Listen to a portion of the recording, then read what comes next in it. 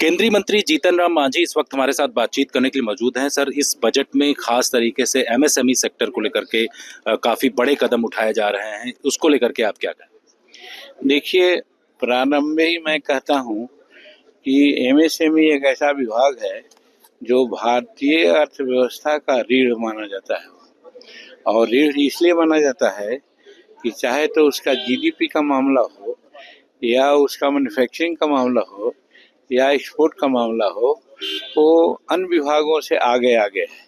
इसी दृष्टिकोण से जब हमारे प्रधानमंत्री जी 2030 के पहले भारत को थर्ड अर्थव्यवस्था दुनिया का बनाना चाहते हैं और फिर 2047 में भारत को विकसित भारत के रूप में देखना चाहते हैं, तो उसके लिए एमएसएमई को बढ़ावा देना बहुत उचित और उसी के नज़रिए रखते हुए इस बार एमएसएमई को बढ़ावा दिया गया है।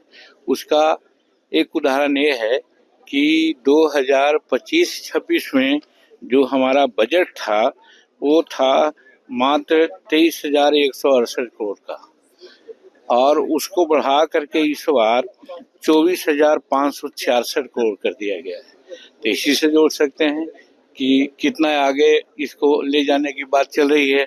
फिर उसके बाद हमारे यहाँ जो CGTMSE है, credit guarantee fund trust for micro and small enterprises है, उसको भी आगे से भुगतान में मदद करने के लिए ये जो ट्रेंड है उसकी गारंटी शुरू करने का एक मौका दिया गया है। और तीसरी चीज इसमें सबसे बड़ी बात है जो आपको बताना चाहते हैं कि ग्रोथ फंड जो स्थापित किया जा रहा है उसमें छोटे छोटे और मध्यम उद्यमों को 10,000 करोड़ रुपए की इक्विटी सपोर्ट दिया गया है। ये बहुत बड़ी चीज़ है। और फिर उसके बाद सूक्ष्म और उद्यम के लिए जो मौजूदा हमारा SRI फंड है, सेल्फ रिलायंस फंड है, जो आत्मनिर्भर भारत कोष में 2,000 करोड़ रुपए का टॉपअप है।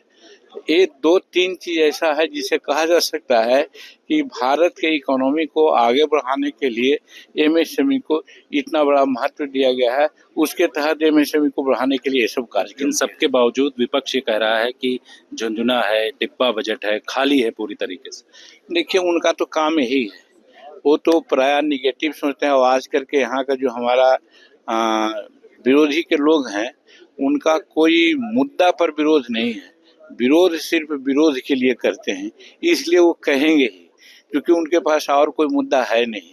सारा मुद्दा तो नरेंद्र मोदी जी अपने काम से ऐसा कर दिए हैं कि विरोधियों का मुंह बंद हो गया है। तब वो बोलेंगे क्या? सिर्फ यही बोलेंगे कि कुछ नहीं है। बिल्कुल। जितेंद्र सिंह, दिल्ली, आज तक।